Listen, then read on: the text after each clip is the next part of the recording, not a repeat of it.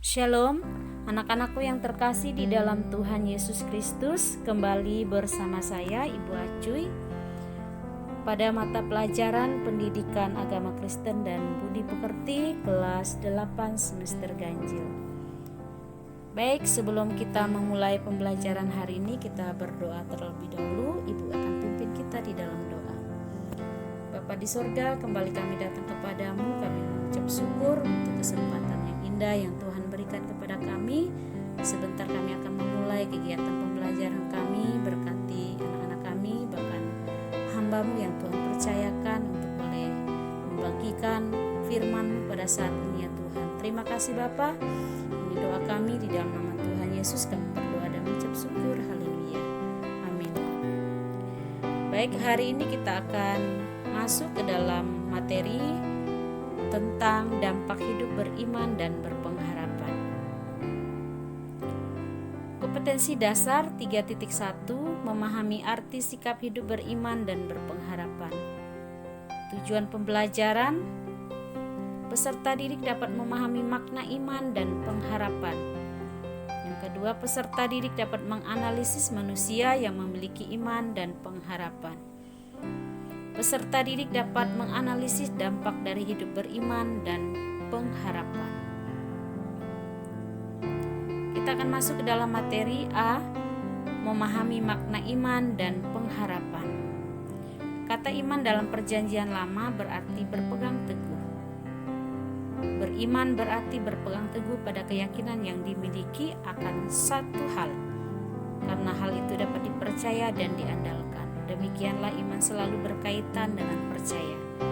Beriman berarti kita percaya kepada Allah yang telah menyatakan diri di dalam Yesus Kristus. Adapun kata pengharapan juga tidak terlepas dari kata iman kepada Tuhan. Iman membangkitkan pengharapan sekaligus mendorong seseorang untuk mewujudkan pengharapannya itu dalam pikiran, perkataan, dan perbuatan. Pengharapan merupakan suatu keinginan akan sesuatu yang baik atau suatu tujuan. Tanpa iman, maka manusia tidak akan mempunyai pengharapan. Harapan inilah yang membuat manusia bertahan menanggung segala macam penderitaan dan kesulitan hidup, karena berharap akan kehidupan kekal di surga.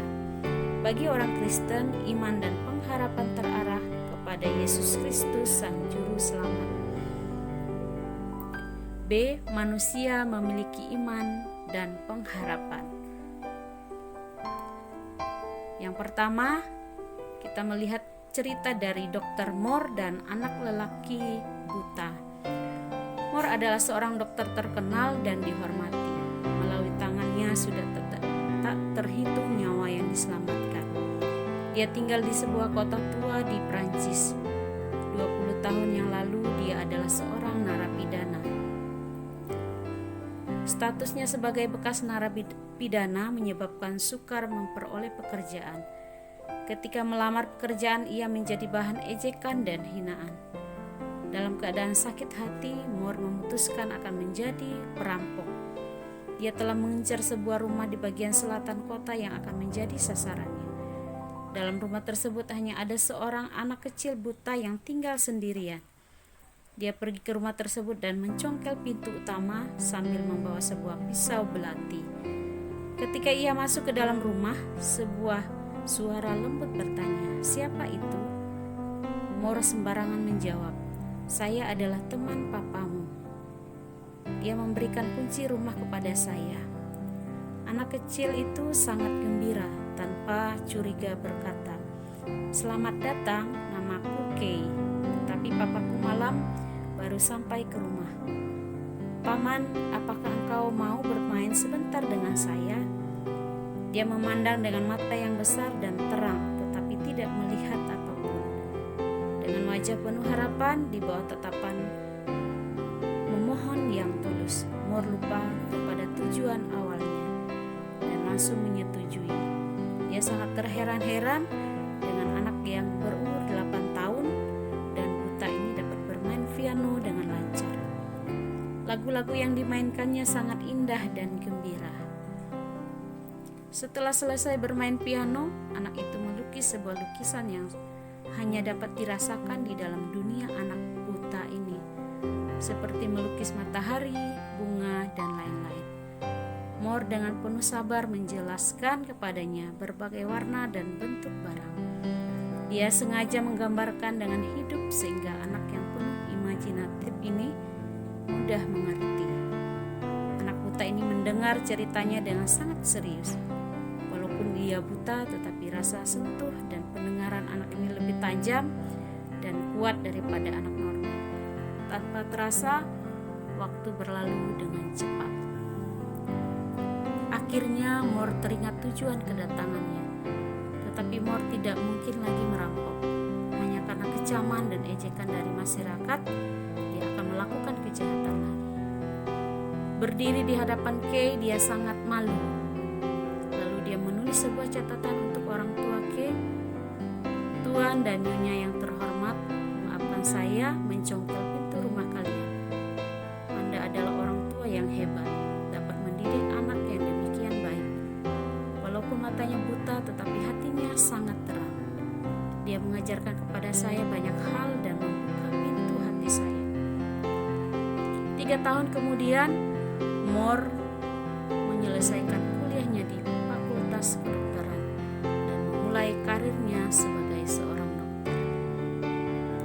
6 tahun kemudian, dia dan rekan-rekannya mengoperasi mata Kay sehingga Kay bisa melihat keindahan dunia ini. Kemudian Kay menjadi seorang pianis terkenal yang mengadakan konser ke seluruh dunia. Setiap mengadakan konser, Moore akan berusaha menghadirinya. Duduk di sudut yang tidak mencolok, mendengarkan musik indah menyirami jiwanya yang dimainkan oleh seorang pianis yang dulunya buta. Kita akan lanjut kepada refleksi. Ketika Moore mengalami kekecewaan terhadap dunia dan kehidupannya, semangat dan kehangatan Kay kecil yang buta itu memberikan kehangatan dan kepercayaan diri kepadanya. Kay yang tinggal di dalam dunia yang gelap sama sekali tidak pernah putus asa dan menyia-nyiakan hidupnya. Cinta dan harapan akan dapat membuat seseorang kehilangan niat melakukan kejahatan. Ketika mengalami putus asa, bukalah pintu hatimu, maka cahaya harapan akan menyinari.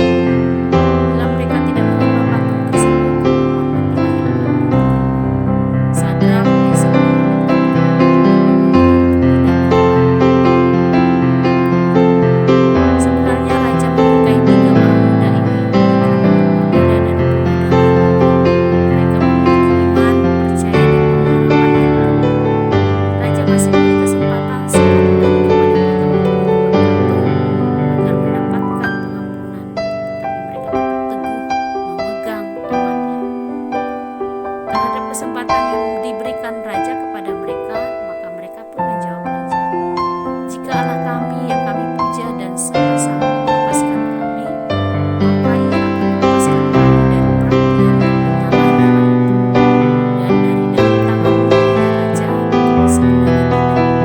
Hendaklah Tuanku mengetahui, ya Raja, bahwa kami tidak akan memuja dewa Tuanku, dan tidak akan menyembah patung emas yang Tuanku dirikan itu." Daniel pasal 3 ayat 17 sampai 18. Mendengar jawaban mereka, raja melipat gandakan hukuman mereka. Ia minta supaya perapian itu dibuat 7 kali lebih panas dari yang biasa. Daniel pasal 3 ayat 19. Menghadapi hukuman mati, iman mereka tetap teguh, pengharapan mereka semakin kuat kepada Allah penyelamatnya. Allah meluputkan mereka dari kematian. Kobaran api yang bernyala-nyala tidak mampu memusnahkan mereka karena Allah telah menyelamatkan mereka. C. Dampak hidup beriman dan berpengharapan. Bagaimana iman dan pengharapan dapat bertumbuh? Iman dan pengharapan tidak secara otomatis bertumbuh laksana tumbuhan. Ia membutuhkan pupuk untuk bertumbuh, yaitu ibadah, berdoa, dan membaca Alkitab secara teratur dan terarah. Banyak tanda-tanda yang dapat di sepanjang penjelasan Alkitab mengenai dampak dari hidup beriman dan berpengharapan. Di sini hanya beberapa yang Ibu sebutkan. Selebihnya nanti kalian boleh membuka kembali di e-book yang sudah Ibu bagikan. Yang pertama, dampak atau tanda-tanda dari hidup beriman dan berpengharapan. Tidak mengandalkan diri sendiri tetapi mengandalkan Tuhan. Yang kedua, taat. Ketiga, sanggup bersukacita dalam kesesakan. Memiliki pendirian yang teguh. Tidak mudah terpengaruh. Memiliki keyakinan yang kokoh. Tegar di tengah persoalan. Berani menanggung resiko. Tidak mengenal putus asa. Berpegang teguh pada janji Allah dan sebagainya. Orang yang berharap kepada Tuhan tidak akan ditelantarkan, sebab Dialah Bapa kita, pencipta, pemelihara, dan penyelamat kita. Apakah yang dijanjikan Tuhan kepada orang-orang yang berharap kepadanya? Yang pertama, tidak dikecewakan. Yang kedua, tidak akan dipermalukan. Yang ketiga, memperoleh pertolongan. Yang keempat, memperoleh pembelaan Allah. Yang kelima, memperoleh berkat-berkat-Nya. Yang keenam, memiliki jaminan hidup kekal. Yang ketujuh, memperoleh kekuatan. Dan yang kedelapan, memperoleh penghiburan.